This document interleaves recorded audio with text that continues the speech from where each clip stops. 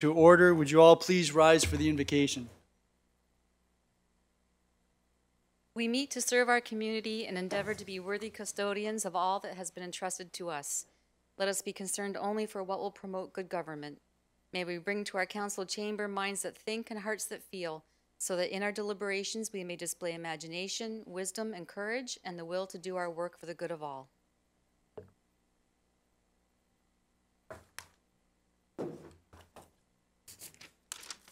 Before we get to the roll call, I'd like to acknowledge that the land on which we gather is the traditional territory of the Haudenosaunee, Mississaugas of the New Credit, and the Anishinaabe people. Madam Clerk, the roll call. All members of council are present, Your Worship. Thank you. Couple of addendums. One which relates to notice of an upcoming public meeting, one which relates to an additional delegation. Sarah Phillips on behalf of Ridgeway Manor and Brian Hodge on behalf of the Ridgeway Manor Board. And that's with respect to new seniors affordable housing development. They will appear as presentation delegation C. And then there's another, I guess added to that, there's some correspondence relative to that matter and relative to correspondence from the Beachcomber Senior Center and the Kinsman and Connect clubs of Greater Fort Erie, which will appear under correspondence items 9.2 D and E. And there is one announcement. Yesterday, Team Fort Erie won the C Division Championship at the Port Colborne Sports Fest, and I had asked for the names of all the players, but in my rush to get here from Thorold, I didn't see whether there was anything on my desk. So I will get those names, and at the next council meeting, I will inform everyone who the excellent hockey players were that beat the region 3-2. It was really exciting. It was 2-0 until about 7 minutes to go, and then the guys just exploded. So fantastic victory for Fort Erie, and anytime you can beat the region, it's a great day. Are there any disclosures of pecuniary interest? Councillor Butler. Thank you, Your Worship. On number 13, 15-2019 Oaks at 6 Mile, and for the same reason as last week, as a couple of members of that consortium are clients of mine. Sorry, the bylaw number again? Are there any others? I'm going to declare a conflict with respect to Ridgewood Manor, in the sense that it's very closely associated with the Ridgeway Lions Club. So the delegation that appears as Delegation C and the correspondence that relates to that, items 9.2D, I guess 9.2D, I'm going to declare a pecuniary interest in, and I'm going to ask Councillor Zanko to take over the chair. You're the acting mayor. Councillor Noyes. It's February. So when we get there, I'll ask you to take over the chair. That will be Delegation C.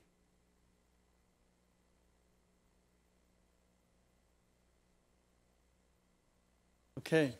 So are there any other notices of pecuniary interest? If not, the upcoming public meetings relate primarily to budgets, meetings. There'll be one this evening, right after this meeting, and then there'll be a budget meeting on February the 20th, which relates to the library and the EDTC. Again, on March the 5th, the general levy operating budget and assessment analysis, and March 20th, if necessary. All the meetings are here in the council chamber starting at 6 o'clock on those dates.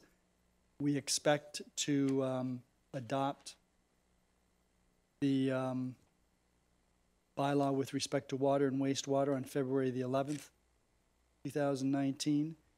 The general levy and general capital budget on March 25th, 2019, and the general levy the 20th if we need it.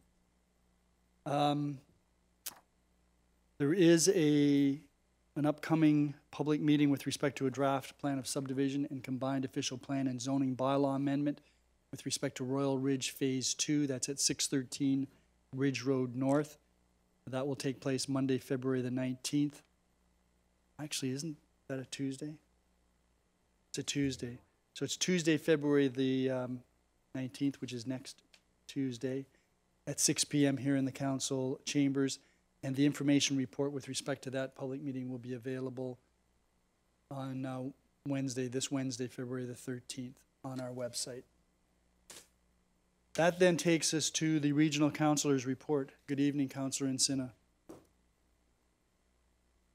Good evening, Your Worship. These last few weeks have been a steep learning curve for me, as I would expect it has been for a few people here. To say that I have been enlightened is an understatement. And these are some of the things I'm going to bring to you this evening.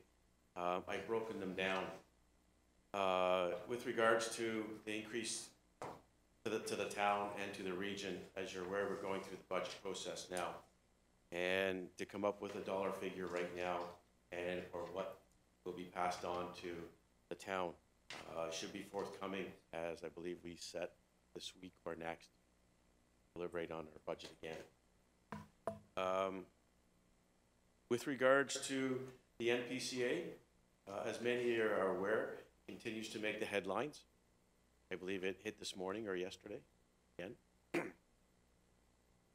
Just so you know, I am currently on the committee to hire the new that will be hiring the new CAO excuse me, for the authority.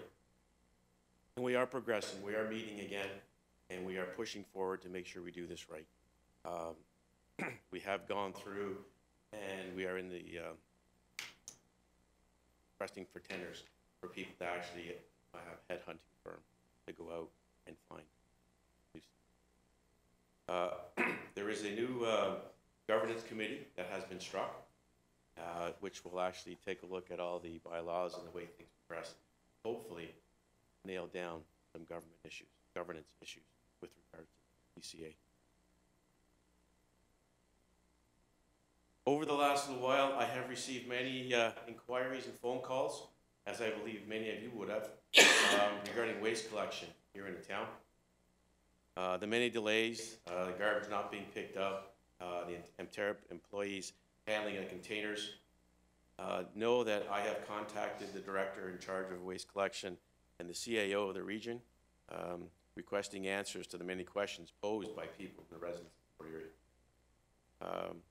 I have asked, I've gone the next step, I have asked that Fort Erie be given the same services that West Lincoln and Lincoln are currently enjoying, that a new contractor be brought in to take over from Emterra as ease the burden that's on the original contractor now. My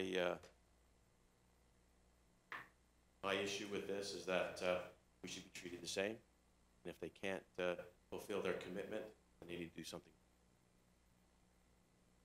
Should anyone have any issues with regards to garbage collection, I would urge them, please, call the region or go on the website to register a complaint.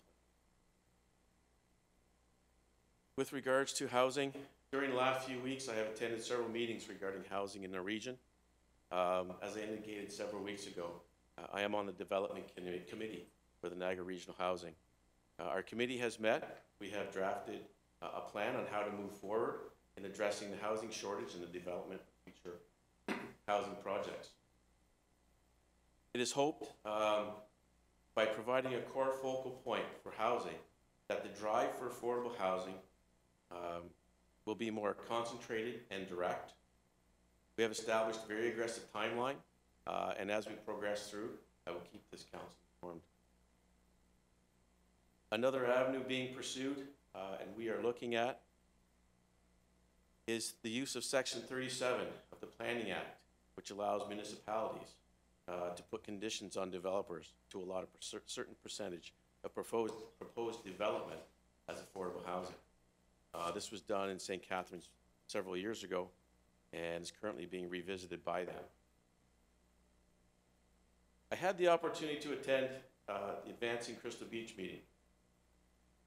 It was great to see a group of concerned citizens are giving so much of their time and energy to make things happen in our town. They are very well organized and dedicated. I look forward to the unveiling of the second class.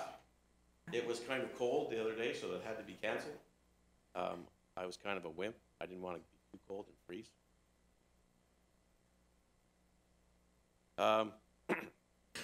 Should anyone look to get involved down in that neck of the wood, please call Norma. Norma, sorry, I apologize. I'd like to personally thank all the men and women in the service clubs and organizations in Fort Erie. Your hard work and dedication is so appreciated. Anyone in the town looking to enrich their lives, please lend a hand by joining one of the many organizations in our area. They're so vital to the growth of our community. To Councillor Noyes, I have reached out to the staff of Public Works. I am requesting information on a timeline for the work that's going to be done on the lagoon. I just received an email. It's supposed to start 2019, hope to be finished 2019. They did send me a list of what they were going to do, and I will forward that to you. And I believe that's it, Your Worship. If anybody has any questions, they can fire away. Thank you very much, Councillor Encina. Are there any questions of the regional councillor? Councillor Dubineau. Thank you very much, Your Worship, and thank you, Councillor Encina, for your presentation. Thank you very much for taking the waste issue, that bull by the horns, if you will. Certainly this is something I've heard about a lot, and you've heard from me in response very, very quickly, especially it was yesterday. I think I called you right after I heard from someone, so I appreciate that, and I'm very thankful that you're looking into this. My questions are going to be related to the, I guess you could call it the millstone that's following everyone around right now, and that's an Agri-Peninsula Conservation Authority. We've run into some issues recently now where a budget has been presented to Regional Council for the taxpayers to pay for, and there's some discrepancy with regard to what has been accounted for and you know, what is answerable. Now, I have a couple questions, and I hope I just have a bit of leeway here. Does the region have the ability to, I guess, approve the budget or send them back and deny the budget if it isn't to their satisfaction? I'm just wondering if you could. I didn't think so. So I guess that answers that question. The next point is another issue which has been going on for quite some time, and it's an Agri-Peninsula Conservation Foundation. Now, as has been reported, there is certainly some questions related to the amount that they spend on fundraising relative to what they actually spend on donations. Now, I'm just wondering, is the Conservation Authority Board itself responsible for the foundation? Is it separate? Do you guys actually appoint and remove members from that foundation? I'm just curious if you could perhaps fill me in on that. Through you, Your Worship. From what I understand, they are two distinct bodies. The foundation, I believe right now, will take members from the last board of the foundation. They were regional councillors, from what I understand. And I got an email saying through that they were looking for other people to join that board, as far as I know. So if I'm understanding, and thank you very much for that, and through the mayor, I'm just wondering if, so is the Conservation Authority Board actually responsible for appointing those members and removing those members, or is it handled separately? Your Worship, you might have to help me out on this one. Well, that I don't know, so probably the best answer is you'll look into it and get back to us. Yeah. Okay. No, I appreciate that. I'll, in that case, since we don't know the remainder, and I'll I guess I'll just wait for you to get that information, and we'll go from there. Thank you very much for it, Councillor Sid. I appreciate it. Thank you. And when you do get the answer to that, perhaps you could circulate it to all members of council? Absolutely. Okay, thank you. Are there any other questions of the regional councillor? Councillor Butler. Thank you, Your Worship. Through you to the councillor. You mentioned about your core focus and the housing development addressing housing shortage. I was wondering, there are members of our committee here tonight. Is there a possibility of getting a copy of that report once it's completed? Your Worship, absolutely. A letter is, we're going to be sending out correspondence right now, and it will be presented to Niagara Regional Housing Board. I believe it's on Friday. Once that's done, I will have that circulated to all the members of the town council. Absolutely. Awesome. The second question and final question is with respect to waste management. I'm bringing in, reading a motion tonight with respect to the region bringing a report forward to regional councillors on the possibility of bringing the waste management back in-house. Is there a temperature amongst your peers or an appetite amongst your peers about bringing that in-house or keeping it at bay? Your Worship, I understood St. Catharines was looking at it. That's the only one I have heard. Like I say, we have a Public Works meeting coming up. I believe it's Tuesday. And I have sent a message off to the director requesting that it be brought up and that they look at bringing in a different contractor to service this area. As soon as that we finish off with that, I will get in touch with you just to let you know exactly what has happened, and perhaps that might be the way to go. Any other councillors have any inquiries of the regional councillor? If not, then that takes us to presentations and delegations, and the first delegation is Maureen Woods, Crystal Beach Advisory Committee. Good evening. Hi. Do you need help with this? I think we're good. Please and thank you.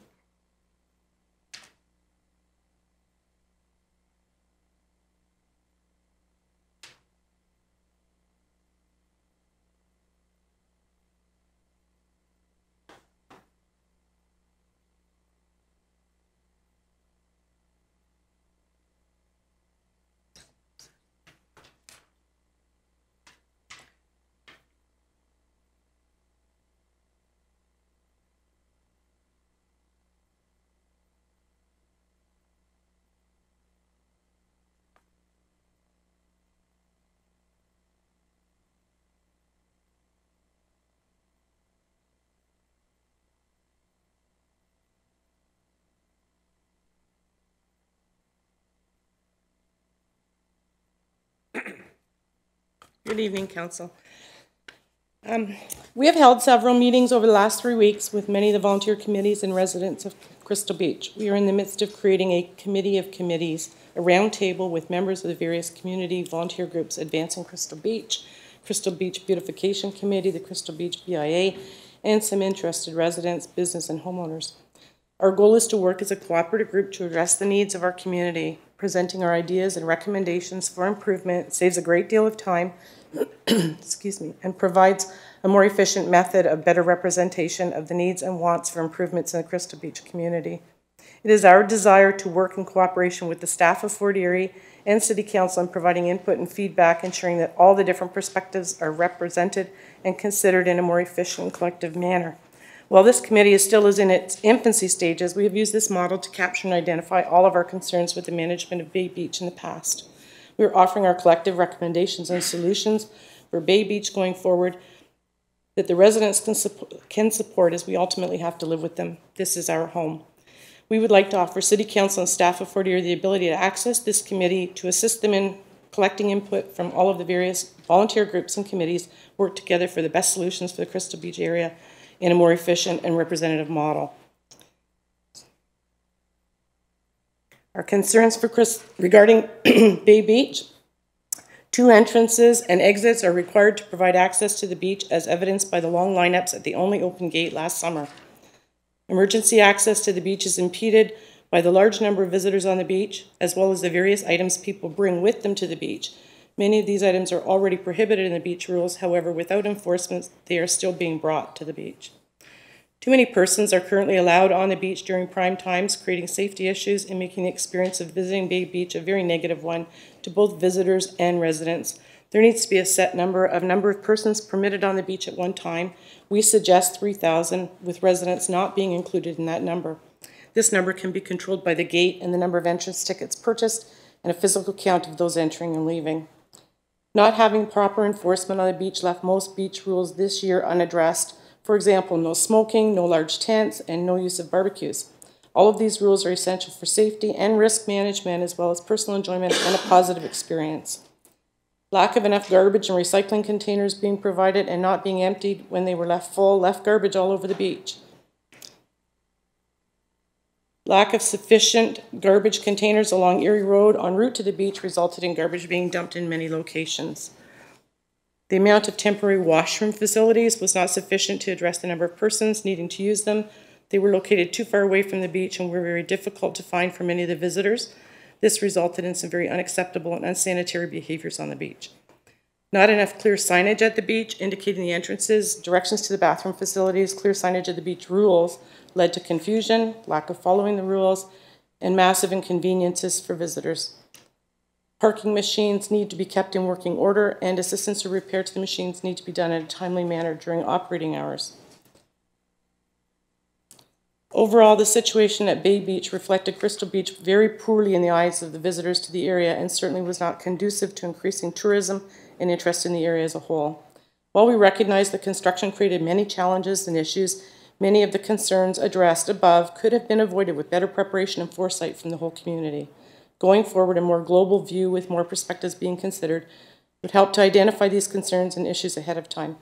Hopefully, we have learned from this experience and will utilize all of our resources, such as the Fort Erie staff, local businesses, and residents, in a partnership to ensure a positive image is presented to our visitors. Recommendations. All visitors to the beach should pay an entrance fee, as they would do at any tourist location or park area. We suggest $5 per adult, children 16 and under for free. Hopefully this will help to limit somewhat the number of people coming to the beach to a more manageable number. Local residents of the town of Fort Erie and their family members should not have to pay the entrance fee, but should be requested to show proof of residence in the form of photo identification, for example, driver's license. Residents that do not have a license or photo identification should be able to attend City Hall to have a photo identification provided to them. This process could also include homeowners who own a home in Fort Erie but their principal residence is elsewhere. Provided that they are paying taxes to the town of Fort Erie, they should not have to pay the entrance fee, but should be required to show the photo identification. Those visitors using a rental location, such as a cottage or an Airbnb, should be required to pay the entrance fee as well. Free access to the beach should be reserved for Fort Erie taxpayers only. Visitors paying an entrance fee should have in-and-out privileges so that they would be able to visit local businesses for food and drinks if they wished. Parking fees for the day should not have in-and-out privileges, as we do wish to keep the visitors local, or captive, if you want to call it that. A manager needs to be assigned to the beach during prime time, someone directly responsible to address the needs and concerns regarding the beach. This information, as well as their contact information, needs to be clearly displayed in the area so that concerns by residents and visitors can be addressed. Having concerns and information channeled to a single source can help staff and council to hear all of the concerns and determine feasible solutions. Bay Beach needs to be supervised by a professional security company capable of enforcing the beach rules. Professional companies can be granted privileges to enforce town bylaws, as many other municipalities currently do. This would ensure that they have the ability to enforce the rules of the beach, bylaws, and issue tickets for infractions. This is a tremendous need, as evidenced last year, where virtually each rule was ignored. All visitors and residents have the right to expect to visit Bay Beach, where behavior and adherence to the rules makes their visit a positive experience. Clear, visible signage indicating where the beach is needs to be strategically placed at Erie and Ridgeway Road and other locations along the route, making it easier for visitors to find. Old and outdated signage needs to be removed. Summer students could be employed to keep the beach clean and empty garbage containers, something they could definitely handle better than supervising the gate as they did last summer. Supervision for the Bay Beach area needs to be in place from 8 a.m. to 8 p.m., and this can be accomplished using a split shift schedule, less coverage during the early times and the late times when it's not as busy, and double coverage overlap during the busiest times. Supervision should be on the weekends during the month of June and September, and daily through July and August. Monies to pay for this service could be allocated from the entrance fees. All funds from beach parking and beach entrance fees should be separated from general funds into an account of its own so we can get a clear financial picture of the monies collected. With information provided by staff re the cost of managing the beach, we will be able to have a better fiscal picture of the benefits of offsetting the costs normally taken on by the taxpayers. Based on those results, Bay Beach could be more self-sustaining than it currently is. Only by isolating and viewing this information separately can a true value be represented. Crystal Beach BIA has indicated it would be interested in providing a notice board similar to the one currently posted in Crystal Beach. They already have funds allocated for this item and can work with staff to determine a good location for this. Menus, delivery phone numbers, etc. could be posted by business if they're interested in participating. Local maps and point of interest could also be put into this location. Local food trucks should be permitted to participate in a membership group for a set fee and able to reserve specific dates and times to be present at the beach. Crystal Beach BIA could be approached to manage this similar to their supper clubs on Thursday night at the park. If the BIA is interested in managing this endeavor, there should be an allowance in the beach plan allowing them to do that. There are also suggestions to a shuttle service to a parking lot further away from the beach to relieve the parking issues for the residents immediately located in the beach area. We hope the entrance fee will help to control the number of parking places and bodies, making the whole situation more manageable. Future recommendations could be the allowing of creation of a shuttle service to the downtown business area. We're not quite there yet. A public meeting after the staff report is released later this month is recommended to discuss and determine the most consistent rules and guidelines for Bay Beach this summer. A public meeting after the beach season needs to take place with all of the stakeholders present, town staff, the local BIA, and the residents to review how the recommendations were or were not successful, suggest improvements, and brainstorm for solutions as a team. Working together to improve and manage Bay Beach is the responsibility of all involved, and ensuring that visitors and residents have a positive experience should be everyone's goal. We also recommend an education public awareness campaign to be started early this spring to educate visitors and residents alike to the new rules and guidelines, as well as the newly introduced user fee. If people are prepared in advance to comply with the new rules and realize enforcement will be implemented, it will make for a much easier transition. Implementing a user fee ensures that outside dollars, new monies, are coming into the community rather than the funds being shuffled around to cover the costs. All of this is possible by implementing some necessary changes to the Bay Beach area. And then we've listed a conservative estimated value of entrance fees is very conservative. Based on the recommendation of $5 user fee for adults, if the capacity is limited to 3,000 guests per day and 50% of those guests are adults, monies generated from user fees would be approximately $7,500 per day. Calculating a minimum of only 8 prime days when capacity was reached, the end result would be $60,000. Based on last year's attendance, even during the construction season, there were many more additional days when capacity was reached, which would make this number much higher. Thank you. Thank you very much, Ms. Woods. Are there any members of council that have any questions? No hard ones. Noise. Thank you, Mayor, through to the presentation. So obviously you guys have put a lot of work and a lot of thought into this, and I have a few questions. The first one being, I agree with you that we want it to be a positive experience for all. How would we let the person who's 3001 visitor know?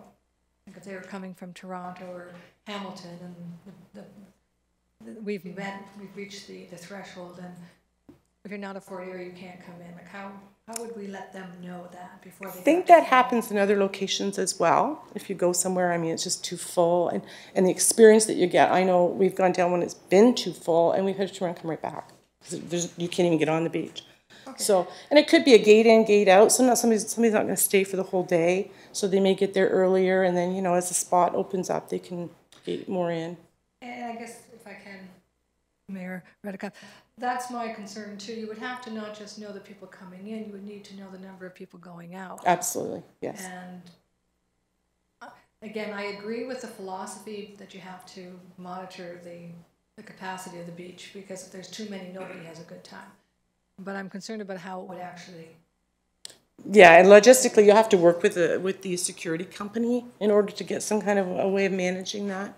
The guesstimated numbers on Sundays were 6,500 people on the beach, so 3,000 might not be the right number, but there's got to be a better system of determining what the right number is. How would, and one further question, how would you define family members? Family members of people living in the home. So if I had visitors, like my daughter who doesn't live in Fort Erie, and my grandchildren, would they be considered family members? I struggled with the answer to that one myself because there's only my husband, myself, and our adult children come down. But I'm thinking if they're willing to come down to the beach for the day, $5 isn't going to break them, and it certainly contributes to the betterment of the community. So your definition of family members is family members that live in Fort Erie. yeah, Okay, residents. Yeah. Any other councillors? Councillor Luberts. Yes, thank you very much, Mayor Reddecup. And thank you very much for your presentation. And like Councillor Noyce says, it's obvious that you spent a lot of time and effort going through this. And but I just wanted to let everybody know that I think it was last week, we had our infrastructure subcommittee meeting, and Bay Beach was discussed. And a lot of the ideas that you have in here were some of the things that we discussed at that meeting. That's Now, great. there is a report coming forward. Yeah, February this 13th. month? Yeah. Next Tuesday. Next Tuesday, yes. And so that will address a lot of these here issues, and hopefully we can come up with implementing the most important ones. I don't know if we can cover everything, but next That's what we're Tuesday hoping, will is to be- marry it. I mean, but we then, have yeah. a different interest in what But again, staff I does. like the idea of having a meeting in the fall to see how we made out. So I'll keep that in mind. And thank you very much. Okay. Thank you, Councillor Luberts. Any other councillors? Thank you very much, Ms. Woods. We appreciate your welcome. comments, and you've provided that, I believe, to the clerk, your presentation. Yes, she has. Great, thank you. That takes us then to Ashley Chiarello, Health Promoter, Bridges Community Health Center, with respect to affordable housing. Good evening.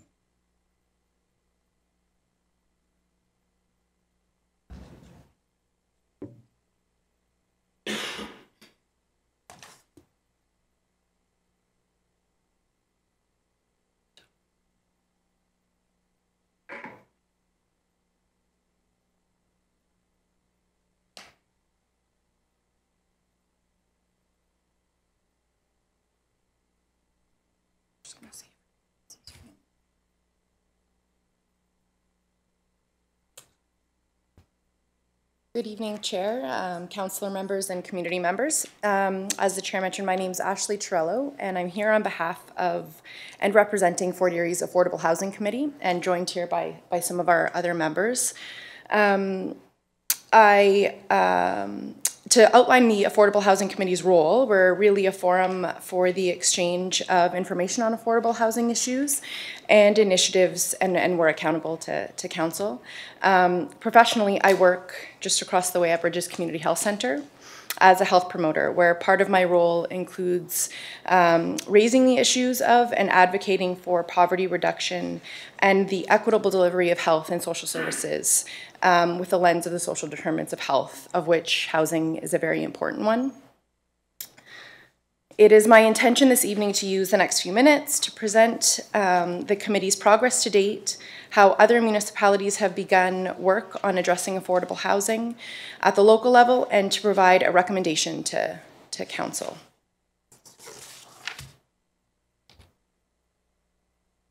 After the issue of affordable housing was raised earlier last year, Council has taken steps and directed staff to both move forward with an affordable housing action plan, while also recruiting community members and representatives for the Affordable Housing Committee. On the task specifically of the Affordable Housing Action Plan, the committee has reviewed a draft of the Affordable Housing Strategy that was prepared by staff. We'd like to recognize staff's work and shared commitment to the issue.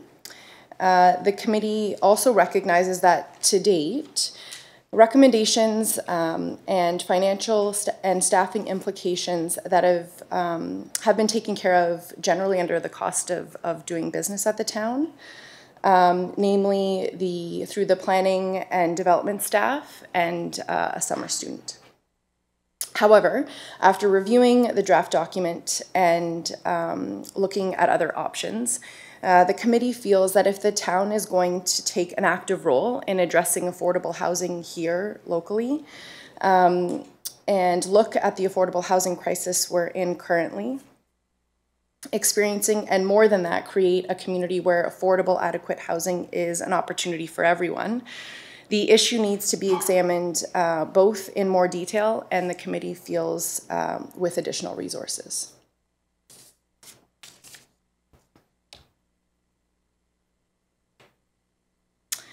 Council has already committed to addressing affordable housing, joining other local area municipalities, including some of those with two-tiered governance. Represented here in a picture of the Garden City is St. Catharines, who through their very thorough staff report in 2017 really paved the way for some of us to start doing this work. Also represented here is Mississauga in the region of Peel. Their efforts looked at studying the issue and focusing on what municipalities can do to really increase the development of affordable housing to address the supply gap. The committee wants to highlight that there's value in considering the process in which council's commitment will be shown and how the work will be done. Local area municipalities have the unique opportunity to study community level specifics that aren't captured through census data or collated wait lists.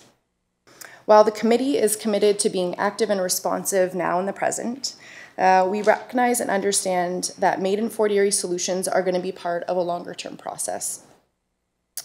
This is the first time we're really diving deeply into the issue, and this is our opportunity to get it right.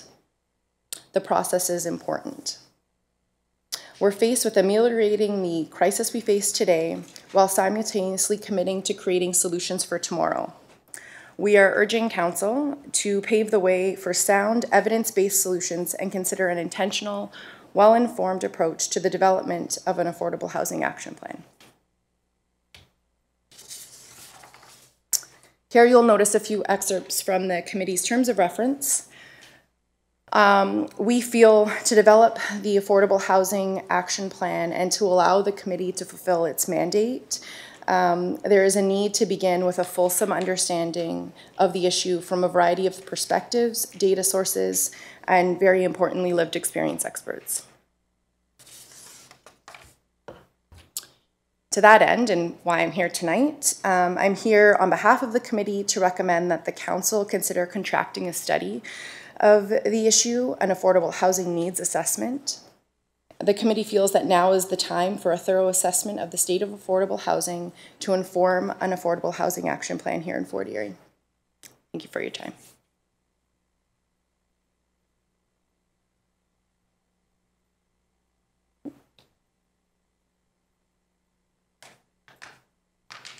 You done? Yeah, thank Oh, you I'm for your, sorry, that was thank you for your time. I was making a note. Do you have any idea what the cost of the study that you're recommending would be? Has the committee gotten into that yet? I imagine it would be dependent on what council is looking for. Does the committee have any recommendations with respect to what we should be looking for? In terms of a assessment study, yeah. Yeah, assessment study. I think we have some ideas. It's not been thoroughly discussed, and as I'm here representing the committee, I wouldn't want to speak for them. But we do have a meeting this week that we could definitely discuss, confirm, and then pass along further recommendation to council. Mr. Jansen, is that an operating item, operating budget item? Okay, and we're not dealing with the operating budget until March the 5th. So the meeting this week would be timely, and then that information could be advanced to council and staff. And through you, Chair, I think that is why we're here tonight, is recognizing the timeliness of the budget and an opportunity, really. Perfect. Yeah. Now, are there any members of council that have any questions? Councillor Noyes. Thank you, Mayor Redicott, to the presenter. Thank you for your presentation. I actually sit on the Fort Erie non-for-profit regional housing here in Fort, I guess not regional housing, but not-for-profit, the 2 apartments here in Fort Erie. So I'm very familiar with the needs of the community. As far as, you know, sitting on that board, there's always a waiting list. My concern is that should this be a regional initiative with a strong Fort Erie presence? I'm concerned that since right now most of the housing issues of social housing is run by the region in regards to placement and things like that, and people come to and from different municipalities. Like if we have apartments that are available, we may get people from St. Catharines, and vice versa. If there's something in St. Catharines, some Fort Erieans may go to St. Catharines. That would it not make more sense, since they've already kind of been so involved with housing, with affordable housing, that it not be a regional initiative with good input from Fort Erie? Through you, Chair, to the councillor, while you're definitely correct that we're not the service provider, so municipalities in a 2-tiered system, we don't serve as the service provider. I think to address the issues that we're facing right now and the crisis that we're facing right now, what is being recommended of municipalities is that they take on a larger role within their purview. So there are things that Fort Erie could be doing that are really bold and very innovative within its purview. There are definitely some municipalities that are acting outside of that. So I'm not to say that this needs assessment, our work here would inform Niagara Regional Housing, but I would also argue that as the sole service provider, sorry, let me rephrase that. Niagara Regional Housing is not the sole service provider in the region of affordable housing units. And I think that's where Fort Erie is missing in terms of information. So we, one, don't have great data that's going up into the region that demonstrates our need here locally. That's where our local service providers and community members need to fill in the gaps. And it really is affordable housing, the housing crisis we're facing is really, it is a supply issue. And we need to know what those issues are here locally. So we can demonstrate them regionally that they're doing that. There is a housing and homelessness action plan. You know, the affordable housing strategy is coming from the region. There's really great work being done at the regional level, but there are municipalities within Niagara that are working locally to address the issues, because what we're facing looks very differently than what St. Catharines is facing. So what we choose to invest in or I guess promote here in Fort Erie will look likely very differently from St. Catharines or Niagara Falls or Welland. Councillor Noyes? Councillor Butler? Thank you, Your Worship, through you to Ashley. I just wanted to thank you for coming this evening. I sit on the Affordable Committee with you, and wanted to say that you represent the committee very well, and you're very articulate, very professional, and you're a great leader. We, when Anne-Marie, Councillor Noyes asked the question, it's a very good question, and we had a fulsome discussion with respect to that at the last committee meeting. But one of the things that came up, and I'm hoping that you can speak a little bit to that, was the rating system that comes into play at the region. With respect to the criterion, who really is looked at, what municipality is looked at as having a higher need, even though a need is desperate here in Fort Erie. Through you, Chair, to Councillor Butler, thank you for those compliments, and I'll take them as such. I will admit that I'm not the expert to speak on Niagara Regional Housing or how they're vetted or applications are vetted, but what we have seen is that depending on where you want to be housed, those numbers are pulled depending on what you're looking at in terms of the application or the field. So it's just like any other data set. And what's being represented are where people are being housed and where units are being made available. So the clear fact of the matter is that there's very, very limited Niagara Regional housing units in Fort Erie. So if you're a Fort Erie resident that is underhoused or experiencing homelessness, the idea of you applying for Niagara Regional housing and then being housed in Fort Erie is slim to none. So that can affect how we demonstrate the need and how the need is getting met. if we're only looking at very high-level data or regional data. I will say that I know that the region did cross-sampling of CMHC data that does pull core housing needs out for each municipality that I imagine staff will be, I don't see Lindsay here, but I imagine staff will be receiving soon. So that will give us a clearer picture, but I think without understanding really grassroots what's going on in our community, we can talk about priority populations, but I think just like anything else, we need to do some of this work ourselves. And just for clarification, this needs assessment will help us reach that goal, correct? Thank you, Councillor Butler. Councillor Luberts and then Councillor McDermott. Yes, thank you very much, Mayor Redekop. And not so much a question, but just a comment on when the mayor was talking earlier about, you know, bringing something forward as to our needs and everything for our budgets. Regional Councillor Encina, he mentioned earlier in his presentation that he was going to bring up, I think it was Section 27 of the Planning Act. I'm just wondering if it's possible that you could contact him and for your meeting this week, is it this week? Your meeting with the committee? Yeah, and then maybe you can discuss that, and that might help you with demonstrating not just so much the needs in Fort Erie, but how we can implement our needs and move forward. I'm just wondering if that might help you. Through you, Chair, to Councillor Luberts. And I think you're talking about, I think what was referenced was inclusionary zoning. Is that what we were discussing? So that's one lever that can be used. And really what a staff report, I don't want to steer this in one process, but what a staff report, what a needs assessment, what the housing action plan would do, would evaluate which levers are in our best interest to use in Fort Erie. And I do know that some municipalities have found that not to be a great successful one, and some have. So that would need to be evaluated locally. Yeah, thank you. Councillor McDermott. Yes, thank you, Worship, and thank you, Ashley, for your presentation. It's always great to see you here. Certainly have done a very good job in every area that I've seen you work in, and this is no different. I do want to comment that I think a needs study is very worthwhile because of the fact that I don't believe that the region is fully up to speed on the needs of Fort Erie. While Welland and St. Catharines grow in their affordable housing, Fort Erie doesn't even make the tour anymore. So I want to thank you for that, and the sooner we get this started, then we can make our regional council a lot more aware of what we're looking at when we make requests with the region.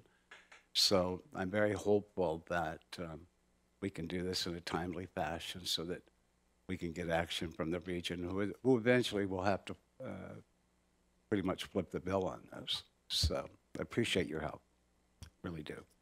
Thank you, Councillor. Through you, Chair, to Councillor McDermott. So just to point out that you are correct in stating that a fulsome needs assessment, gap analysis, environmental scan would not only look at what's within our purview to do and then what would be within our budget to tackle on, but where also there are ways that we can tap regional and provincial government to also play a role and do their share.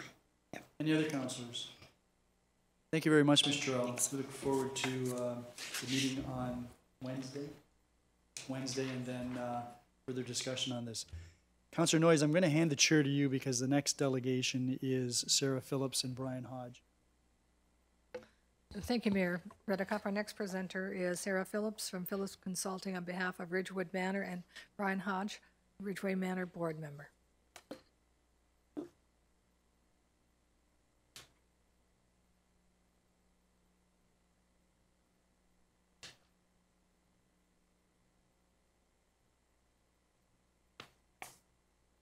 Thank you, Mayor Redekop and councillors. We are here tonight before you all on behalf of the Ridgewood Manor on Far Avenue and Ridgeway Crystal Beach at the recommendation of the new Affordable Housing Committee as chaired by Councilwoman Marina Butler. I'm going to fill you in on some of the background, and Ms. Phillips is going to take you through the nuts and bolts of what we're looking at for our center. I'm the second vice president of the Ridgeway Lions Club and secretary of the Ridgewood Manor Last week, as Lions, we were here to complete our support of the new playground at Bay Beach. When the town asked for our help for this special project, we stepped up, took the reins, and completed our fundraising commitment early. The new park and playground should be really something special. In the years past, we as local Lions have supported dozens and dozens of projects in our community and plan to continue to do so. We cook spaghetti, flip pancakes, work bingos, sell Christmas trees, fry fish, run golf tournaments, sell paver bricks, and do whatever else is necessary to help, and we serve our community any way we can. Like all of you, we love our special town. Over 35 years ago, our club saw a need for affordable and safe housing for seniors. And through an intense period of fundraising and management, we were able to build the Ridgewood Manor on Far Avenue. It has been home to 41 residents at a time ever since. I should note and thank our mayor, Wayne Redekop, as one of those Lions back in the 80s who helped make this building come to completion. Every year since it was built, we have operated the manor as a separate nonprofit entity to our club, with several members sitting on an independent board along with a tenant member, plus the current Lion president. We all take our job very seriously. Over the years, hundreds of residents have passed through our doors and enjoyed a safe, clean, affordable, and worry-free retirement. As the residents are and have always been the folks whose hard work and efforts built our community what it is today, we feel strongly that they deserve nothing but the best for their golden years. The manor operates with a manager, a building superintendent, a cleaning and maintenance man on the site every weekday, and a super on call 24 hours a day for emergencies. The building is kept in impeccable condition. Daily, everything that needs to be fixed or replaced is dealt with. Our grounds and common areas are treated the same way. Our equipment is new and everything works and is ready to go to support our tenants. As directors, we deal with our staff, manage the rules of the Residential Tenancy Act, deal with complex issues like roofs, foundations, parking lots, heating and air conditioning systems, plus our beloved elevator, and the everyday condition of our individual apartments. Once a year, we as directors personally inspect and report on every apartment and every inch of the property to ensure our complex is running right and is being kept the way we expect it. Because of the age of the complex, we have entered in a renew initiative that sees every apartment, upon becoming vacant, being 100% refurbed from top to bottom within 30 days. It sounds easy, but it takes a plan. And we have a plan, and we have the funds on hand, and with effective team in place, we eliminate endless and expensive vacancy periods, improve the property immensely. We operate internally with a tight working budget, a 5-year planning budget, and are audited annual by Crawford Smith & Swallow to ensure that we have everything perfect financially. As of next month, we will have zero debt, and we are very proud and excited to burn the last small mortgage. We have a solid relationship with the Royal Bank, Meridian Credit Union, the CMHC, Niagara Regional Housing, and other important organizations that we need. It's not always easy financially, but we work hard at it, and we are pretty effective at the task. I tell you all this because I hope to instill a level of confidence in our organization and its ability to complete the huge task we are planning to undertake. Recognizing through our current wait list of over 140 people, we see the real need to add more housing to our community. The manor has some extra land and the ability to fit another 40 units or so onto our current building. Ms. Phillips will take you through the financial setup we are working through and what it is we need specifically from the town and others to enable us to move forward to build this new space. As residents of the Niagara region, we hear and see an awful lot of lip service being paid to the topic of affordable housing. Affordable housing for seniors has paid this lip service as well. But you all here have recognized this need as very real through the formation of the Affordable Housing Committee here in Fort Erie. This special committee has recognized our plan as one that could come to fruition if we all work together and cooperate. I'm hoping this request and your understanding and supporting of it will see us double the size of our complex and continue to do the job we all love. Thank you.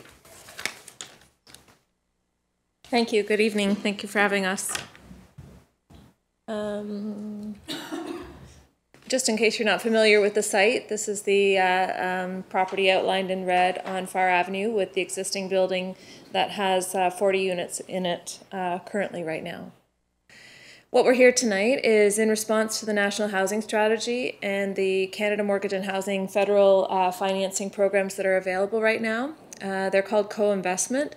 And the reason they're called co-investment is because in order for anyone to receive funding under these programs, they require all the various levels of government to contribute, as well as external partners to the program. So someone coming to them for funding without any municipal or regional contributions is not likely to get any funding at all. So that's why we're here today. So this group, and specifically this request is here. Only part of it is specific because we only know the archaeological stage 3 quote at this point, and then stage 4 archaeological remediation would be, if required, have to be obtained. So just cutting right to the chase, we're here tonight because we're looking for a contribution at the municipal level to help advance this project further than what it is already. And assist with the costs for the archaeological stage 3 study, which is quoted from ASI at just over $17,000. And I'll just go through and show you where we're at with the project right now, and you can see what's been contributed, and then where we would like to take that. Following up on the committee, which was a nice intro, since your decision last March to create this committee, there's actually been an increase of 182 people on your wait list. And the wait list is only reflective of projects that are in your community. So for example, there's 3 seniors housing projects in Fort Erie, Lyons Douglas, Ridgewood, and then 1 by Niagara Regional Housing. So the wait list for Ridgeway actually isn't represented on the Niagara Regional Housing wait list because they're a former federal group. So that's 140 people more than what would be reflected on the NRH wait list, because NRH is only reflective of the buildings that are under their control or under their mandate. So, and of the wait list, the majority are seniors. And if you look at the wait list across all of the communities, Fort Erie actually has the highest ratio of seniors looking for housing in Fort Erie. Which is interesting. And then in your wait list, you have 696 people looking for a 1-bedroom apartment. The other thing that's changed significantly since your last reporting and motion in March is that the vacancy was 1.5% and now it's 0.4%. So it's getting even worse. You know, there's more people on the wait list. It's harder to find housing, especially for the senior population. Accessible housing that meets their needs and is affordable with utilities is very difficult. So we want to create a good news story for Fort Erie. We want this to be something that you can champion, and we already have a funding approval of $25,000 from CMHC to advance this, so obviously they like the project. They want to see it continue, but the money is very restrictive in terms of what you can and can't use it for. So they've allowed Ridgewood to use the money for stage 1 and 2 archaeological, but unfortunately that money can't be used for stage 3 or any remediation effort. The project, if it proceeds, is an economic development impact to your town of about $5.4 million over the next 2 years. And we're looking to increase the supply by 40 units and reduce the wait list. And you've already heard from Brian about the proven track record of a community-based nonprofit group. So this is the proposed site plan, attaching onto the existing building and showing a new 3-story addition to match, fitting within the current zoning bylaws and requirements of the planning department. I believe it could go higher, but I think the intent was to match the aesthetics of the existing building and fit that in. And it could include a mixture of 1, 2s, and 3 bedrooms, but I think the group is looking at primarily just 1-bedroom units. And there is ample parking that can be accommodated on the site without requiring a variance or any changes to that. So basically the overview of the project is that we want to increase the accessible number of units. So of the 40 units, 12 of them would be fully accessible. There would be an additional new elevator to service both buildings. And the group would be looking at coordinating with community partners for on-site tenant activities, with rents being at or below $700 a month, including all utilities. If the project is advanced through a funding request for archaeological stage 3, they can't do that until the spring, get rid of all this winter and frozen ground, but they could continue that work in April, and then following along, we could look at a spring 2020 construction and completion in 2021. Right now, the group has put in $3,500 towards doing the site plan work with an architect to have that reviewed. They've got their seed funding approval of $25,000, and they've spent $36.72 on archaeological stage 1 and 2. And this is the site where we've encountered the orange dotted line is the area that was identified for stage 1 and 2 archaeological study. And there's a picture of the professionals at the site that were doing their 1 by 1 meter reviews. And of the review, they found 114 artifacts, of which here are some samples, which just look like rocks to me, but apparently they are different types of rocks that are related to tool making activities in the past. So the breakdown of the archaeological stage 3 funding as per the quote is listed, showing the extensive breakdown there, of which a part of that includes consultation with the First Nations and having any nations, of which 3 have identified interest in the site, participating in and overseeing the stage 3 archaeological work for a total of 17,925 plus HST. Again, not knowing what would come after the stage 3, but if a stage 4 was required, then we would look at a quote from ASI to continue with that as well. And again, I don't have to preaching to the choir here. Why would you invest? You're looking to address your affordable housing waitlist situation. It supports a council motion of creating your affordable housing committee. It's an infill project, and it's creating new energy efficient accessible units. And so your comment in terms of, and your issue in terms of, you know, isn't the region doing this for us? You know, why do we have to do this ourselves? Having worked at Niagara Regional Housing for 13 years and sort of knowing where things are at the region, Fort Erie isn't really on their radar. So you need to, if you want to address your affordable housing issue, you really have to make it something that you want to champion, because ultimately the federal government, under their co-investment program to address the national housing strategy, they keep telling me it's called co-investment for a reason. If a municipality isn't willing to contribute to the project, why should we as a federal government? And so that's basically the message is you have to, if you're passionate about affordable housing, you just have to champion it and speak for it, because there's just too many other competing priorities, and the data that they're using is only reflective of the NRH waitlist, which is very limited. It doesn't even reflect Ridgewood Manor right now, and some of the other groups out there that are providing or trying to provide affordable housing. So I'm here for questions. Thank you, Ms. Phillips. Any councillors or the mayor have any questions? Councillor. Thank you, Madam Chair, or Acting Mayor.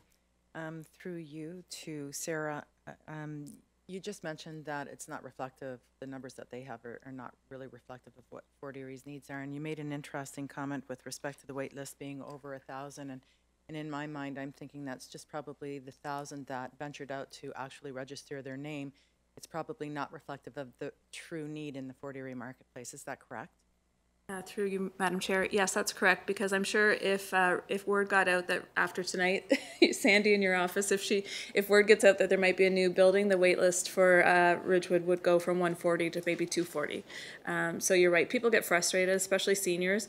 The common comment is, I'll be dead before I come up on the spot on the wait list, so why bother even putting my name on a wait list for seniors housing? So I don't think it does give that true picture, and even an analysis of looking at people who are currently living in their homes, what's their future plan for 5 years, 10 years down the road? Where do you plan on being if you're not, you know, in need of a long-term care facility, which again, good luck trying to get into one of those in Fort Erie. So you're right, I think there is work that could be done on better reflecting what's happening in your community. Thank you, and Madam Mayor, if I may, I just wanted to make a comment that your investment of $5.4 million for affordable housing is commendable, and I think that with all of the work that you've done within our community, I think it's the least that we can do to show the public that we are serious about affordable housing, and this should be put on our budget for consideration. Thank you for your presentation. Thank you. I will now go over Thank you very much, Councillor Noyes. Excellent job. That takes us to the consent agenda. Are there any items that anyone wishes removed from the consent agenda? Councillor Dubineau. Oh, sorry. You have the resolution, so you're going to move it. Yes, I do. Thank you, Your Worship. Moved by myself, seconded by Councillor Noyes, that council approves the consent agenda items as recommended. Are there any questions or comments? Councillor Noyes.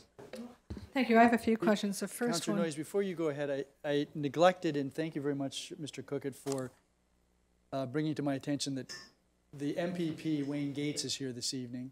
We should recognize him for that, although he's not paying attention right now. Councillor Noyes. Thank you, Mayor Reddecup. I have a few questions. The first one being on correspondence from the City of St. Catharines regarding plastic straws and plastic stir stick bans. Now, reading what we were given, it talked a lot more about plastic bottles and things like that. For this, we're just accepting it for correspondence. We're not agreeing with it, or We're receiving it. okay. The next question I have is with regards to the under number 3, the Community Gaming Development Corporation, December 5th. They've referred to them looking at the pie chart and getting a 3-year comparison in regards to the bingo allocation, like the pie chart and how the money is being allocated to the various organizations. And I'm wondering, that pie chart was not included in the minutes. If we could get a copy of that on the 3-year comparison, that would be helpful.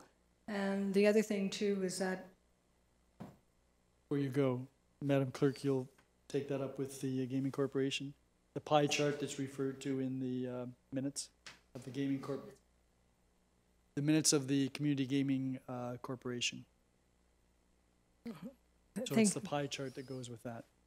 thank you, Please proceed. Mayor Redcup. I did leave a message for Ms. Gress, but I understand she's back from vacation. It's probably on one of her many phone calls to be returned, so I did leave that message with her. The other thing too is I think it's important for the Community Gaming Development Corporation to perhaps have some good news stories in regards to the amount of bingo revenue that is now being, I wouldn't say, I guess it would be allocated, and how much good they've been doing for the community, the different organizations. I think it's been a long time coming, but I haven't seen anything in the paper. I think this year they're looking at about a $2.5 million bingo funds to be dispersed to the various organizations. And they're going to do a lot of good for the community, but I think it should be, somehow we have to let the people know all the good things that the bingo revenue is generating and all the good things that the different organizations are doing with their bingo revenue. And it seems to be I don't think people out there know. We'll get Ms. Marshall on that. She's here and she heard what you had to say, and perhaps that can be the subject of some information on our Facebook and our website, and perhaps a media release to the eager journalists in the crowd. Thank you, Your Worship. Any other questions by councillors? I just wanted to comment that with respect to the Council and Budget Committee minutes relative to the water and wastewater and the bylaw that's coming forward tonight, just for clarity, 40% of the budget the town has control over, and that portion of the budget is going up 2.24%. 60% of the budget is controlled by the region, so it's a flow through. We get the bill from the region, we flow it through. And their increase is 4.98%, which is more than double the town's increase. When they're all blended together, it works out to a 3.98% increase. Just wanted to make that clear that the local portion is only 2.24. If there are no other questions or comments with respect to the consent agenda items, then I'll call the question. All those in favor? None opposed, that is carried. That takes us to new business and inquiries. So we'll start with new business. And Councillor Butler, you have the first resolution that relates to the regional Niagara bylaw. Yes, thank you, Your Worship. Moved by myself, seconded by Councillor Dubenow, that the Council of the Corporation of the Town of Fort Erie consents to the passage of bylaw number 2019-07, passed by the Regional Municipality of Niagara, being a bylaw to amend bylaw number 112-2013 to protect children and vulnerable persons from exposure to outdoor secondhand smoke. Are there any questions or comments with respect to that resolution? All those in favor? None opposed, that is carried. MPP Gates, I did want to mention that Mr. Cook had brought to my attention that I should recognize that you were here, and I did, but when I did that, you were distracted. So I wanted you to be aware of the fact that we did acknowledge that you're here, and we thank you for being here. I'm sure this is much more orderly a meeting than you're used to in the legislature. Unbelievably better. Thank you. Councillor Lubert, you have the next resolution which relates to the EAC. Yes, thank you very much, Mayor Redekop. Moved by myself and seconded by Councillor McDermott that council accepts the resignation of Luke Tieft from the Fort Erie Environmental Advisory Committee, and further that council directs staff to proceed with filling the vacancy in accordance with the bylaw. Are there any questions or comments? All those in favor? None opposed, that is carried. Councillor Noyes, you have the next resolution. Thank you, Mayor Redekop. Moved by myself and seconded by Councillor Dubenow that council appoints Fran Hill, Fort Erie Native Friendship Center Seniors Representative, to the Senior Citizens Advisory Committee for the period ending November 14th, 2022. Are there any questions or comments? All those in favor? None opposed, that is carried. Takes us to the next resolution, and that's again back to you, Councillor Luberts. Yes, thank you very much, Mayor Redekop. Moved by myself, seconded by Councillor McDermott, that council appoints Janie Wallace to the Fort Erie Environmental Advisory Committee for the period ending November 14th, 2022. Are there any questions or comments? All those in favor? None opposed, that is carried. Councillor Noyes, back to you for the next resolution. Thank you, Mayor Redekop. Moved by myself and seconded by Councillor Dubenow that the council appoints Veronica Faith Sparling to the Accessibility Advisory Committee for the period ending November 14th, 2022. Are there any questions or comments? All those in favor? None opposed, that is carried. And Councillor Zanko, you have the next resolution.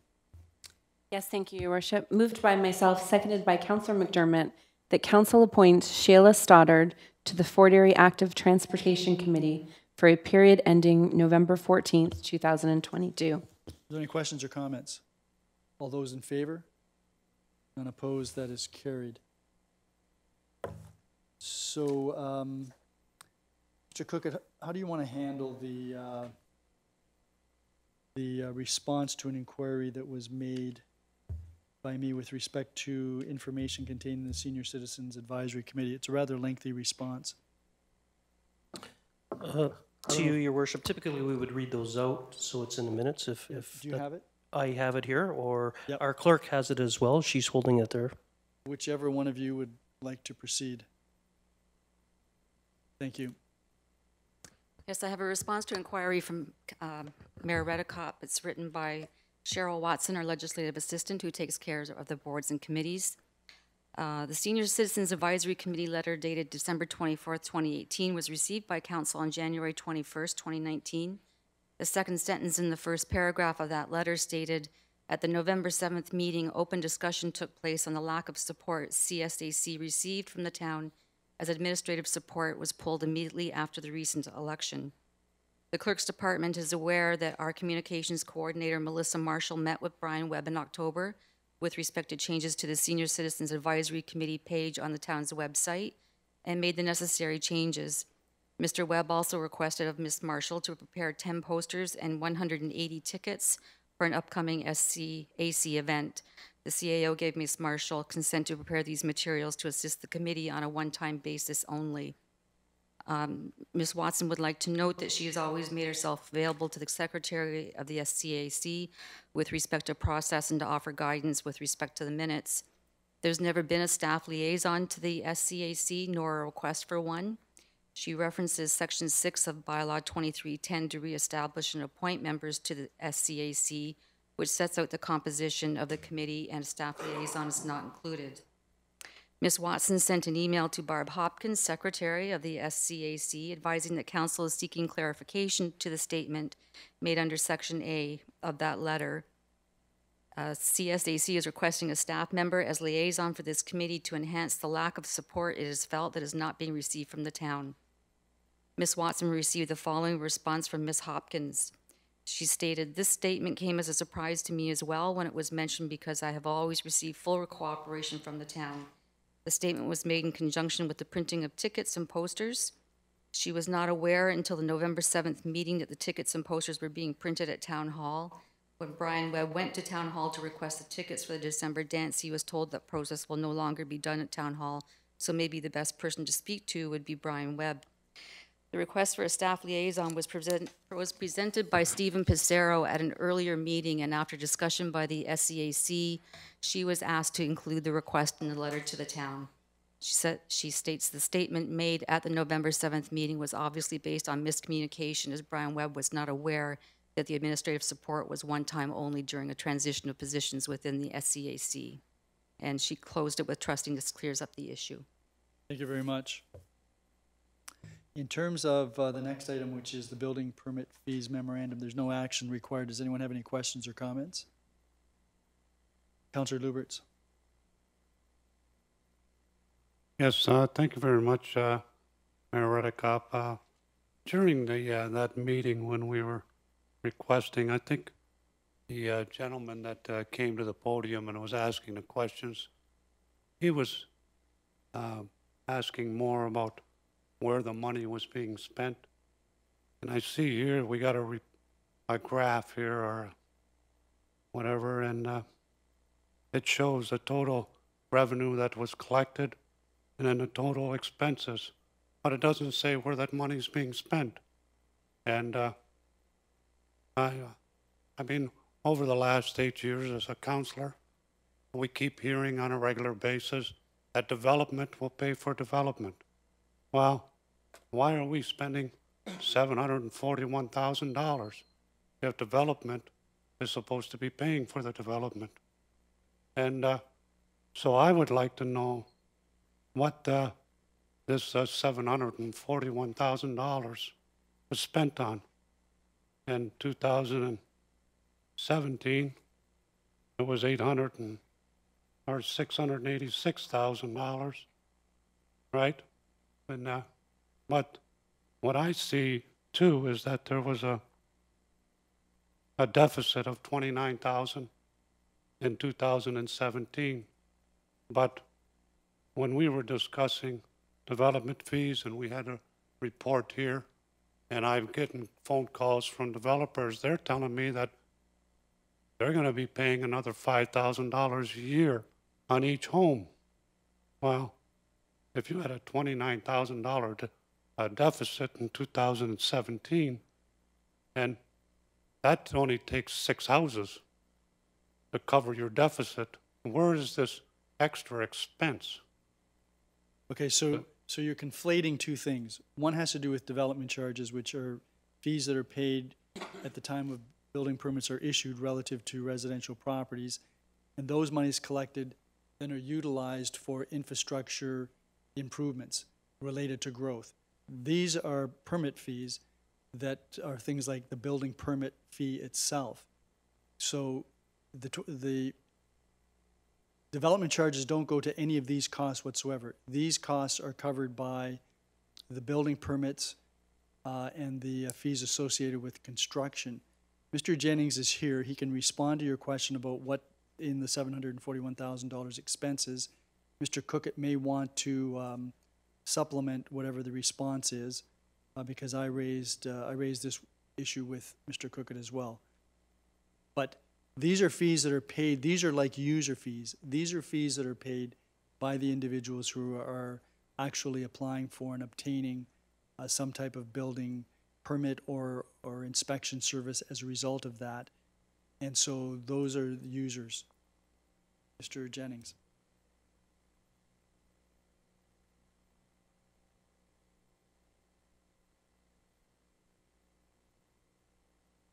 Staff wages and salaries, their benefits, training, equipment, including vehicles, computer hardware and software, legal support, and safety equipment. As the workload increases, we need to bring more staff in. So in 2014, there were one chief building official with 2 inspectors. In 2015, we had the same complement, but we brought 2 casual employees in. So that increased the expenses there. In 2016, those casual employees became permanent. So we see a bigger jump in the expenses at that point because now they had a benefit component. And in 2017, the actual expenses there was lower than it should have been, just because of it was a staffing issues we had that year. We had some changeover in staff, so there was a time frames in that year where we actually didn't pay salaries to certain positions until those positions were refilled. And when those positions were filled in 2017, that also included one position moving to a higher level as a senior inspector. And the 2018 included step increases in their salaries. That was through the union agreement. Councillor Luberts? Yes, Mr. Cooker, did you want to chime in? I know that you provided me some additional information as well. No, Mr. Keegan has pretty much addressed everything I was going to say. These are for salaries and compensation, so benefits and retirement savings and those types of things. So that's what this is for, admin staff as well as inspections and the CBO. And my recollection is the additional staff that was hired in 2015-16 was at was in order to respond to the need for inspections because of the number of building permits that were coming in. That's correct. As the workload increases, the staffing complement was increased. Back to you, Councillor Luberts, if you had any further questions. Yes, thank you very much, Mayor Redekop. So, are we not doing projected costs on like a 5-year basis and stuff? Because we constantly see that we're doing 5-year projections, 10-year projections. And I mean, if we're seeing that we're going to do a certain amount of building in the town of Fort Erie, right? We know what our increases are going to be as far as wages and everything. We know that we base things on cost of living index, right? So we know that those expenses are coming our way. So when I look at this and I see a deficit of $138,000, that raises a red flag. Are we missing something here?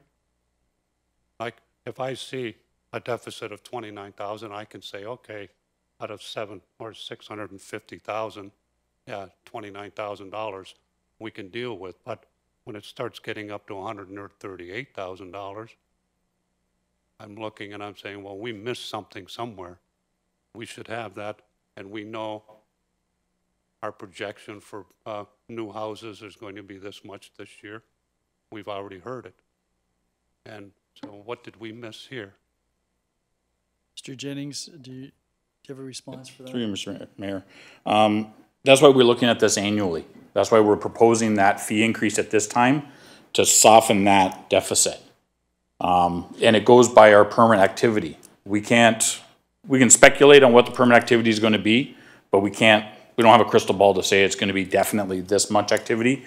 And if we have one large project, like we saw in 2015 or 2016, where we had 2 large institutional projects come forward, where we actually had surplus funds those years because of the scale of that project. Thank you very much, Mayor Redekop, through you. What were those 2 projects? That was the 2 schools. It was the high school and the public school. Okay, all right. Okay, well, that answers the question. Thank you very much. Thank you, Mr. Jennings. Okay. Okay, so there's no action associated with that. Are there any other inquiries by members of council? If not, then we're going to go to motions. Councillor Butler, you have 2. Why don't you start with the first? I just asked. Do you have any inquiries? So Okay. Yeah, no, I just asked for inquiry, so Councillor Noyes and then Councillor Butler. Thank you, Mayor Redekop. I'm just wondering, since we're going to be going into the budget and taxes raised and things like that, I'm wondering if we could possibly get an indication of an average house price. Is usually what we get, say, okay, our tax increase or decrease will have this amount, this effect on this particular average house price. But I'm wondering if we could also look at values of the houses that are higher and lower, so we have a better idea of someone who's, let's say, has $1 million house, particularly with impact, doing the increases coming, what the impact of the tax increase would be for the different prices. I'm not saying every possible price, but maybe some lower and some higher, so we have a better idea, as opposed to just the average house. Mr. Jansen, I'm sure, can give us the average and the median and one low and one high. Can manage that? Through the mayor to Councillor Noyes. Certainly we can provide a couple of the scenarios. We would maybe caution against putting out too many scenarios in terms of adding confusion. The budget can be complicated or confusing as is. We do use the median household, so that's the point at which half of the houses in Fort Erie, in theory, are below that amount and half are above. But certainly we will look into providing something higher and lower on some basis.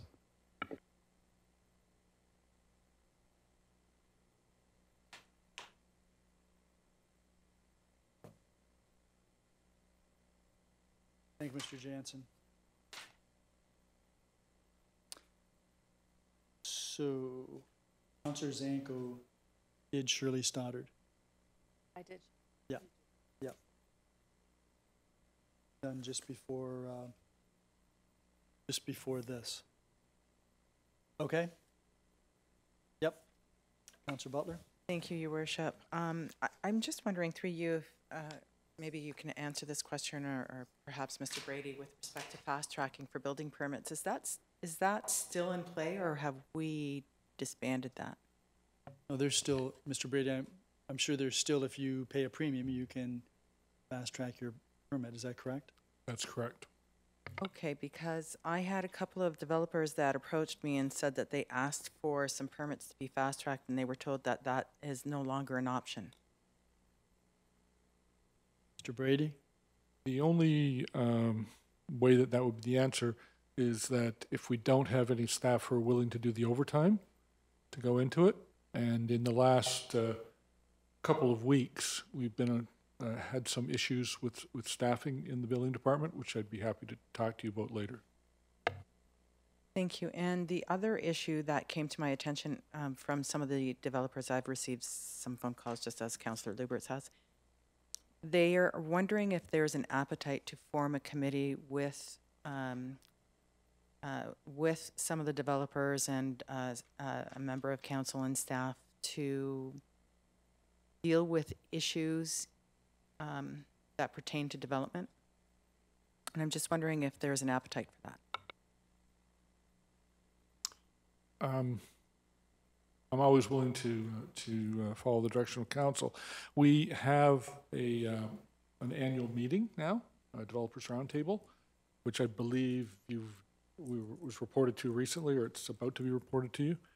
And we have very good turnout of developers, and there were some issues that were raised, and we're working on them, and they'll be provided back.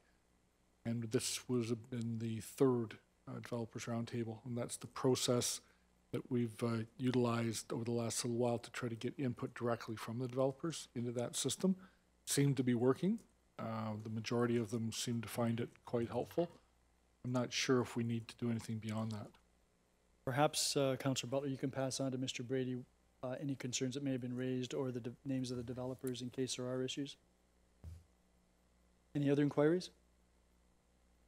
Then we'll go to motions. Councillor Butler.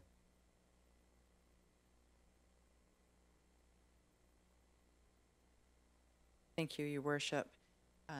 Moved by myself, seconded by Councillor Dubenel, regarding reduced council meeting schedule, whereas council meetings are scheduled primarily on a weekly basis every Monday, and whereas council meets on a reduced schedule during summer months and is able to accomplish the same amount of work as on a weekly basis. Now therefore be it resolved that council requests staff to prepare a report that speaks to the pros and cons of having council reduce the meeting schedule to 2 times per month versus four times per month or even 3 times per month.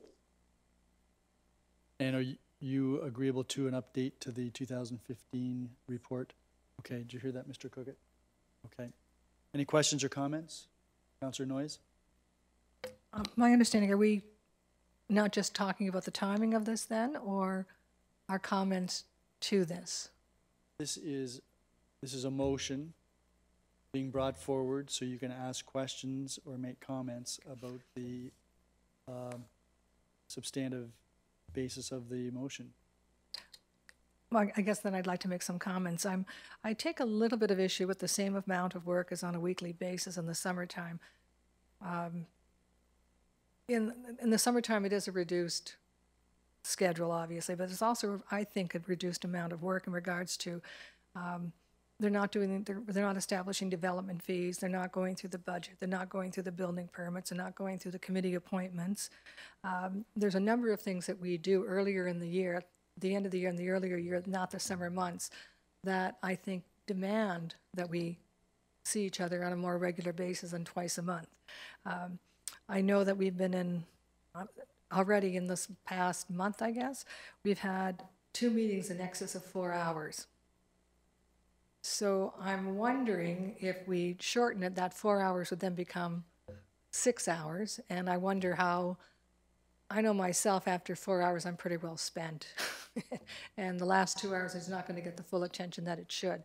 So I am concerned about the amount of work that the councillors will have to do each night and really be able to give it the full attention that it deserves. And also for those who are following us, I can remember the one where we had some public meetings, which I guess are a big part sometimes where the meetings last a long time, had to sit here for 4 hours. Now again, if the meetings are less frequent, that 4 hours could easily become 6 hours and 7 hours. So I'm looking, I understand part of this is to get some staff report on this. So I'd be willing to look at that, but I have some concerns about how this would be managed with all the things that we do in not the summer months. Thank you.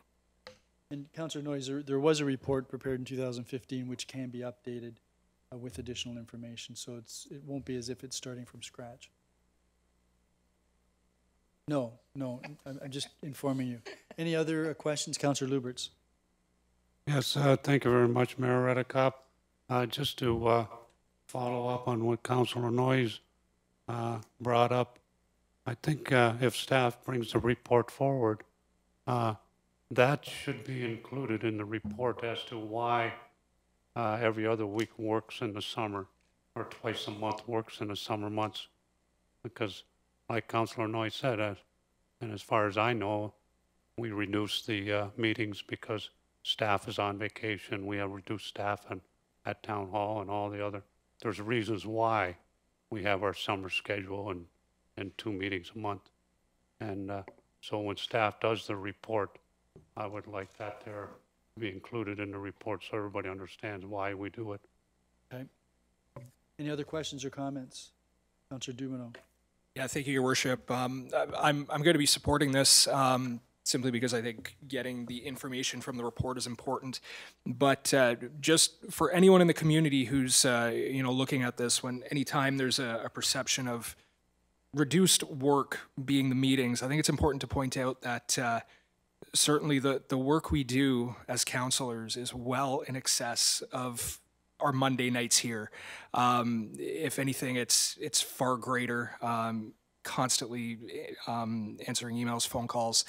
I love it very, very much. I don't want to sound like I begrudge it, but this is quite honestly the easy part of the job, is appearing here. Just some comments. Other municipalities do have reduced workloads. I know we have MPP Gates sitting here in the gallery. I believe Niagara Falls has 1 or 2 meetings a month, and they find that it allows more time for councillors to inquire with staff, get information to prep for the meeting.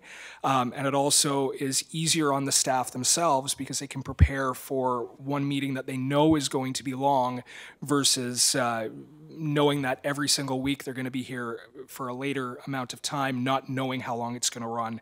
So to that end, I think it's beneficial to look into this. I certainly do think that there are benefits to it, and I look forward to seeing the report. Any other comments? All those in favor?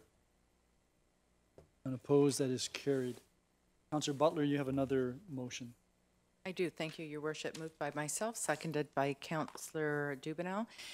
Regarding request region to consider an in-house waste collection service, whereas the regional municipality of Niagara, the region, is looking to reduce costs by going to a biweekly service, and whereas the region currently contracts out waste management services to the private sector, and whereas the region continues to encounter problems with the delivery of services from the private sector, both currently and in the past, and whereas it would benefit the region for regional staff to bring a report forward to regional councillors of the benefits and cost savings associated with bringing in the waste management program in-house prior to establishing an RFP to be released for contractual services. Now therefore be it resolved that the town of Fort Erie hereby requests the regional municipality of Niagara to prepare a report for regional council that speaks to the benefits and cost savings associated with bringing the waste management contracts in-house, and further that this resolution be sent to all local municipalities within the regional municipality of Niagara and the CAO, clerk, chair, and councillors of the regional municipality of Niagara.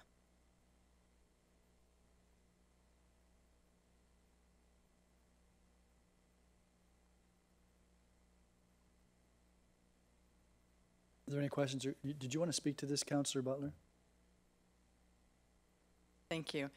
I've had the privilege of working in the industry for a number of years as a service provider, and I know that there are some cost savings that can be had if it's brought in-house, and not just a couple of $100,000, but perhaps a couple of $1 million, and also the fairness to the employees that work these contracts. And I think that it behooves the region to at least provide a report that gives some indicators as whether or not it would be efficient to have it in-house as opposed to the private sector.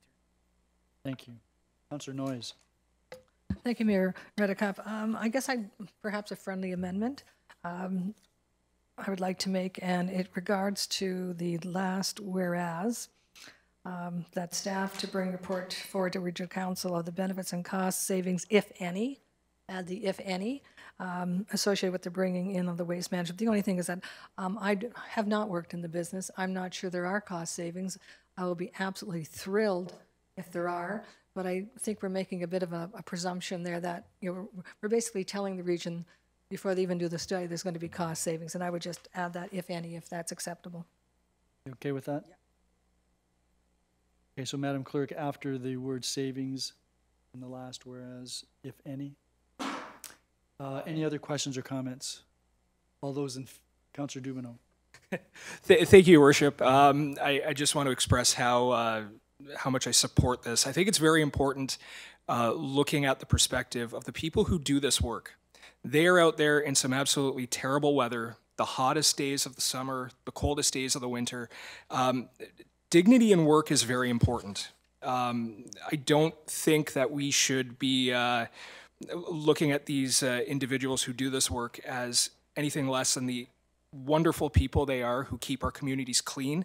If we did not have sanitation workers, I don't think it is an overstatement to state that things would fall apart very fast. Look at Toronto or New York City when they have a sanitation strike, and you see just how quickly things fall apart. I would even go so far as to say, with regard to the motion, I'd remove the perspective of cost savings entirely. I think there's more to it than just the cost. I think it's how we treat the employees, the service level provided to residents in the community. I don't think cost is the only factor. It's about service and it's about the people. So that's just my opinion on it, and I will be happily supporting this motion. Thank you. Any other questions or comments? All those in favor? Opposed, that is carried. There are no other motions. Are there any notices of motion? Councillor Dubineau. Yeah, thank you. Yes, thank you, Your Worship. It's the first time. So I'd like to put forward a notice of motion for the need for greater oversight by the participating municipalities in the financial administration and governance of conservation authorities.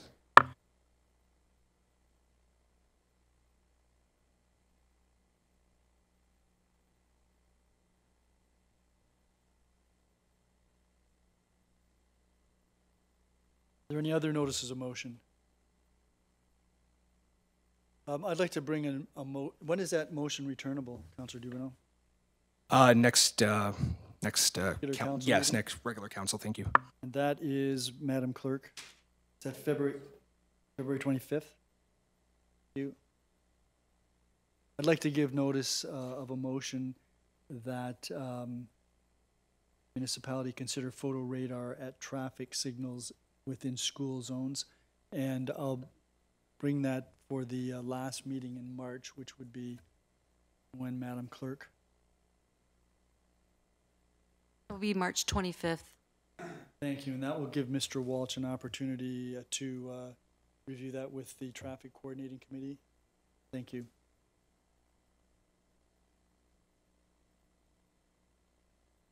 I raise this simply because I'm getting tired of watching vehicles run red lights in school zones, including right out in front here where about 2 weeks ago I saw not one but two, one behind the other, go through a red light,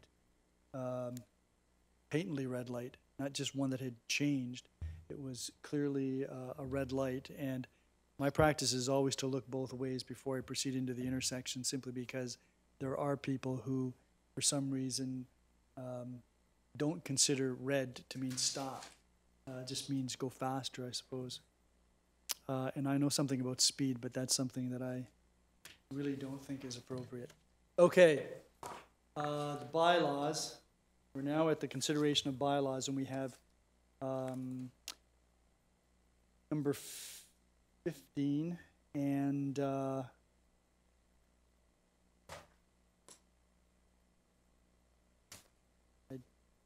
think is there another one? Sorry, 20. So, okay. I think we should deal with 17 separately as well, which is the one that deals with the charges, increases, and amend fees and charges. So, Councillor Dubineau, could you proceed with the package without those two in it for the time being? Yes, I can, and thank you, Your Worship. Moved by myself, seconded by Councillor Butler, that the bylaw package containing 13/2019 to amend Dog Regulation Bylaw 11997 as amended to provide for set fine charges for animals kept in confined spaces and in vehicles. 14/2019 to authorize the entry into an encroachment agreement with the owner of 3823 Terrace Lane, Front Avenue Road Allowance 1322977 Ontario Inc., Peter Coutu. 16/2019 to adopt the 2019 water and wastewater budget, to adopt rates and fees for the year 2019.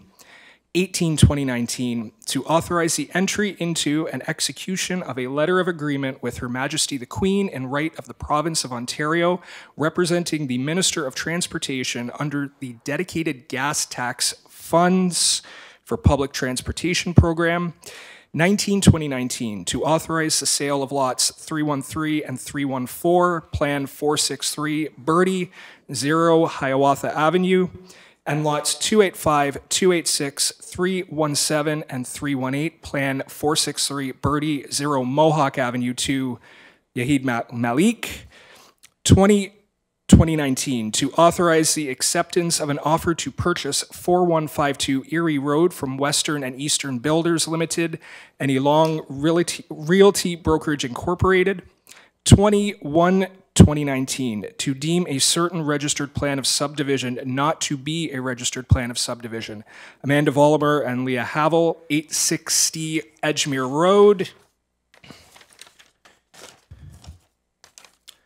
22-2019 to authorize the entry into a development agreement with Park Lane Home Builders Limited and Lentition, 416 Washington Road.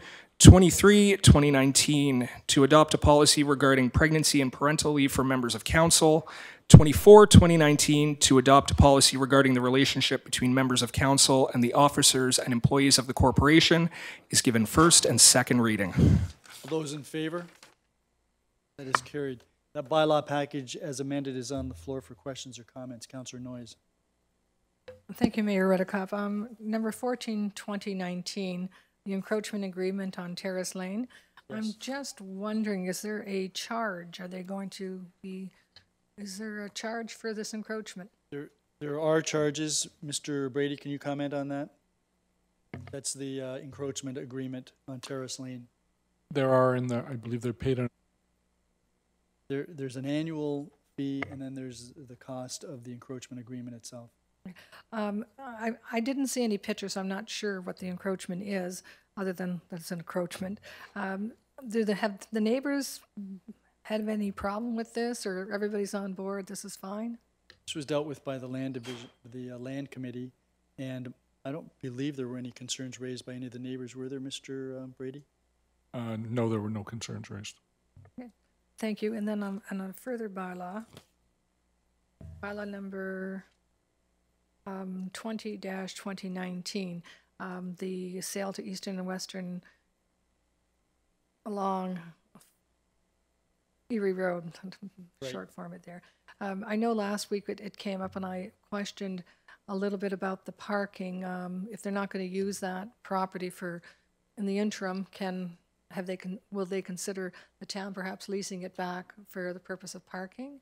And the other thing too is when I was reading it in this package, I didn't notice that, is it a timeline in regards to when they have to build or give us the right to purchase it back? Mr. Cookett, can you comment on that? Through your worship to the councillor, yes, regarding the parking and leasing that back for this summer or next summer, I think that's a great idea, and I will approach them and see if they're open to that. I don't see why they wouldn't. Hopefully we can get that for a nominal fee. I'm sorry, your second question was? About the usual provision, if development doesn't take place within a certain period of time, municipality, does it have the option to reacquire the property? Yes, we do. Actually, we do have that option. It's in the agreement at an escalated price, which we are not in favor of purchasing back at the price that they had submitted attached to their offer. Unless the market really escalates. Exactly. Okay, Councillor Noyes? It sounds like we've solved the problem. Thank you. Okay. Any other questions with respect to the amended package before I go to third and final reading? If there are none, then Councillor McDermott, would you proceed with third and final reading of the amended package? So 15 and 17 are out for the time being. Yes, thank you, Your Worship. Moved by myself, seconded by Councillor Zanko, that bylaws 13-2019, 14-2019, 16-2019, 18-2019, 19-2019, 20-2019, 21-2019, 22-2019, 23-2019, 24-2019 are given third and final reading to be signed by the mayor and clerk under the corporate seal. Are there any questions or comments? All those in favor? None opposed, that is carried. So, Councillor Dubineau, could we do first and second reading then for bylaw number 15? Please. Yes, thank you, Your Worship. Moved by myself, seconded by So Councillor Noyes maybe will second that. Thank you. Moved by myself, seconded by Councillor Noyes, that... Good. Councillor Noyes, are you just giving us a hard time? Okay. Okay. Yeah. I'll start again. Moved by myself, seconded by Councillor Noyes, that the bylaw 15-2019 to authorize the execution of an assumption agreement for the Oaks at 6 Mile Creek, Block 83 with Westwind Niagara Developments Limited, Alfred Beam. All those in favor? That is carried. Are there any questions with respect to that bylaw? If not, we'll go to third and final reading of bylaw number 15. Councillor McDermott. Yes, moved by myself, seconded by Councillor Zanko, that 15-2019 is given third and final reading to be signed by the mayor and clerk under the corporate seal. All those in favor? None opposed, that is carried. And then bylaw 17, 2019, Councillor Dubineau. Moved by myself, seconded by Councillor Noyes, that bylaw 17-2019 to amend fees and charges bylaw number 40-09 as amended 2019 review is given first and second reading. All those in favor? None opposed, that is carried. Councillor McDermott, third and final reading for that bylaw. Yes, Your Worship, moved by myself, seconded by Councillor Zanko, that bylaw 17-2019 is given third and final reading to be signed by the mayor and clerk under the corporate seal. Are there any questions or comments with respect to that bylaw? There being none, all those in favor? None opposed, that is carried. That then takes us to the confirmatory bylaw, and Councillor Dubineau, you have first and second reading for that. I do. Thank you, Your Worship. Moved by myself, seconded by Councillor Butler, that bylaw number 25-2019 to confirm the actions of council at its council and committee meeting held on February 4th, 2019, and council meeting held on February 11th, 2019 is given first and second reading. All those in favor? None opposed, that is carried. Councillor Zanko, you have third and final reading of that confirmatory bylaw. Yes, thank you. Moved by myself, seconded by Councillor McDermott. The bylaw number 25-2019 is given third and final reading to be signed by the mayor and the clerk under the corporate seal. Are there any questions or comments? All those in favor? None opposed, that is carried. That takes us to scheduling of meetings. And I do want to make note that on Wednesday, February the 13th at 11:30 until 2 p.m., the mayors of South Niagara are meeting in Fort Erie at Bridgewater Golf Course. That's an event sponsored by the Chamber of Commerce. I will be there. Are there any other meetings that are scheduled? Councillor Noyes and Councillor Dubineau. There's an accessibility advisory committee meeting on February 26th at 5 p.m. and there is a traffic coordinating committee on Wednesday the 27th at noon. Councillor Dubineau. Yes, thank you. We have a Community Healthcare Services Committee meeting Wednesday, February 13th at 5 p.m. And we also have a Corporate Services Subcommittee meeting on Tuesday, February 19th at 4 p.m. And the meeting on for the community health care, that's Wednesday? And that's here. That's February the 13th. Councillor Zanko.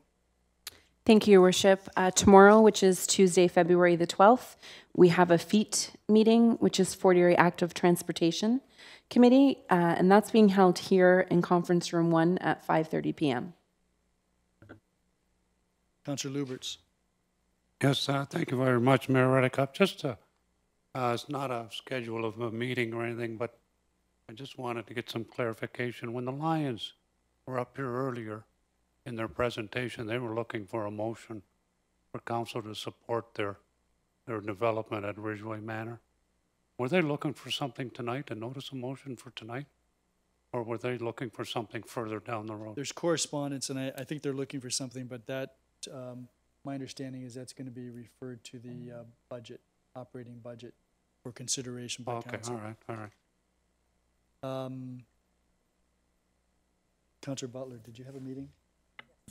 The Affordable Housing Committee will be meeting this Wednesday at 3 o'clock at the town of Fort Erie. Correct. Busy day. Okay, if there are no other meetings to deal with or to announce, that takes us to the motion for adjournment. And Councillor McDermott, you have that honor. Thank you, Worship. By myself, seconded by Councillor Zanko, the council adjourns at 8:03 p.m. to reconvene into a regular meeting of council on February 25th. Okay, so we're going to adjourn, but I just want to remind you folks that we have another meeting after this meeting. All those in favor of the adjournment? That is carried, and we'll take a 5-minute recess before we start our budget meeting.